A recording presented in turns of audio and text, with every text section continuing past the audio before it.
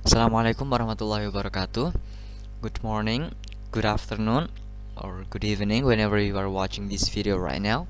Today, I'd like to present to you a presentation under the topic Teaching English for Young Learners to fulfill the academic speaking assignment, presentation 3.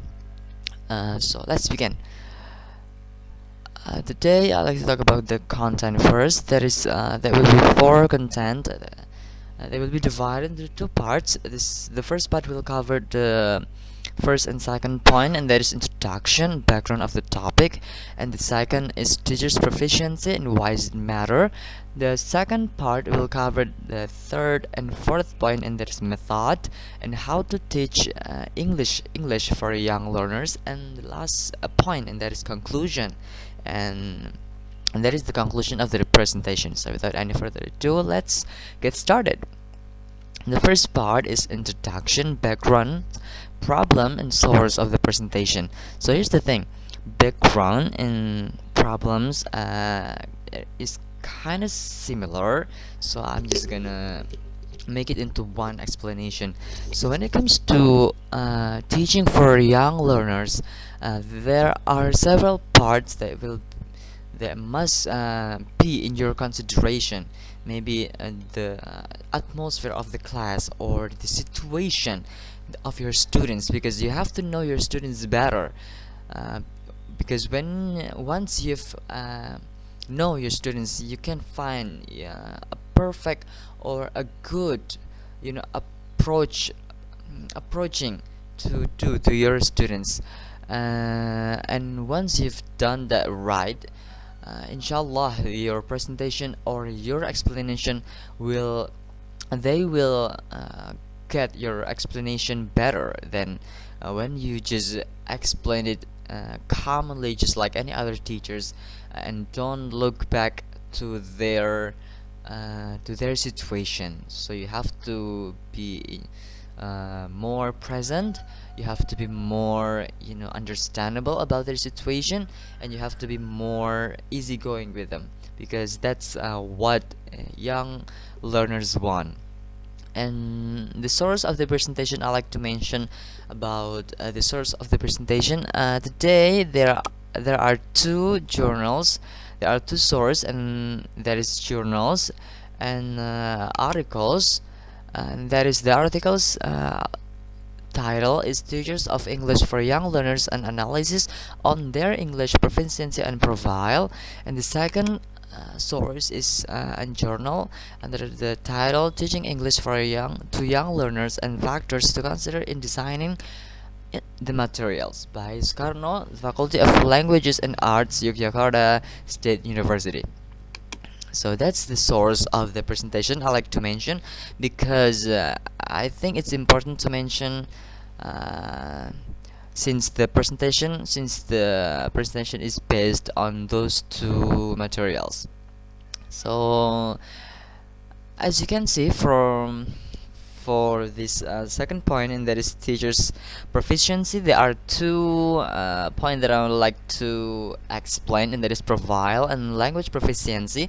Profile is kind of sad actually, because the data show that most of the teachers lack involvement in English trainings, which means that most of our English teachers, I'm sorry to say this, they lack of experience about English trainings in terms of academically, in field of academically teacher.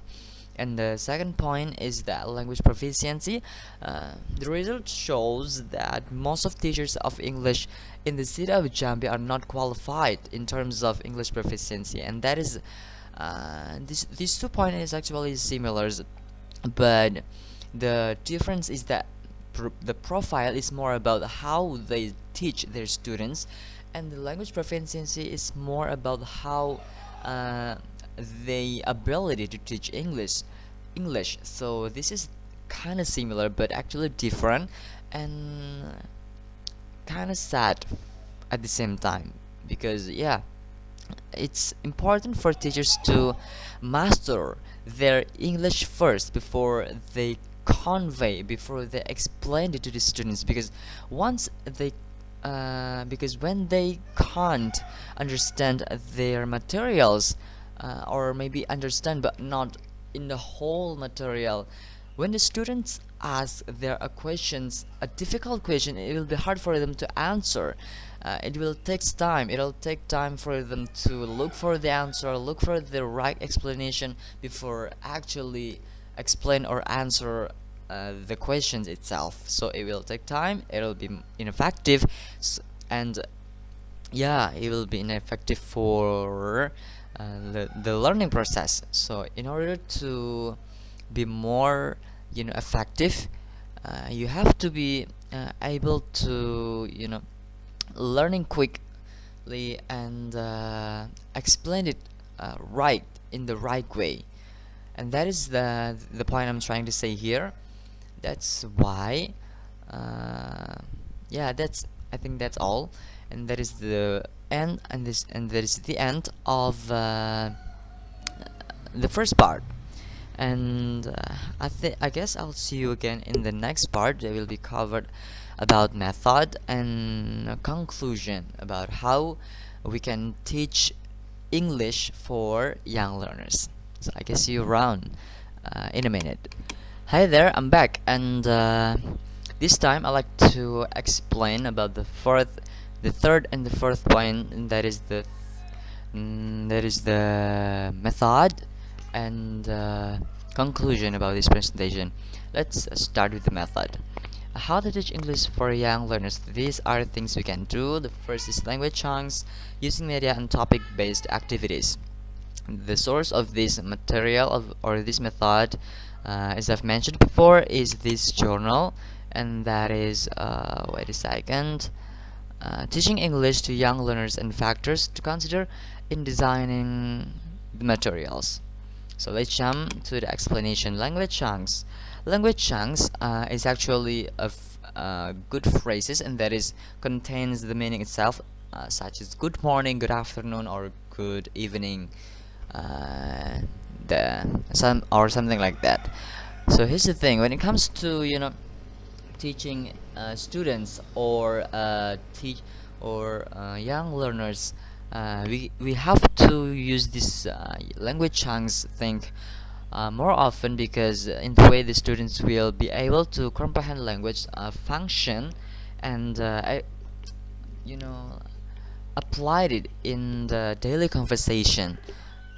You can start with maybe an easy one like that, like good morning or good afternoon or good evening, and once they've mastered it, you can be more maybe in intermediate or advanced level, such an idiom or expressions or uncommon expressions. You can start to share that or with them, and that's what I'm trying to say with language chunks.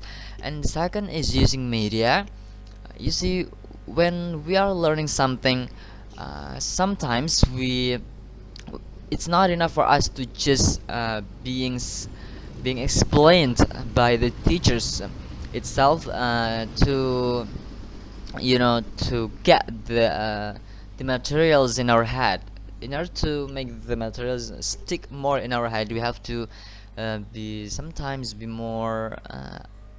be more visual, and that is what I'm trying to say with using media. You can start maybe using a short video or a short film, or maybe just kind of using PPT like this to explain the materials you're trying to explain for the students, for the young learners. That way the young learners will inshallah will be more able to get the explanation stick more in their head longer than usual, longer than maybe just by spoken explanation, because media most of the time media will be more enjoyable and enhance the situation of learning in the class.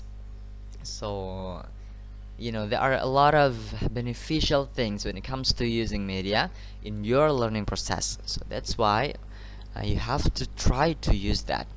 And last but not least is topic-based activities, and that is using certain topics to make the students talk more, or make the students actively ask you if they don't know something about English itself, maybe vocabularies, maybe expressions, maybe what else? What else to say?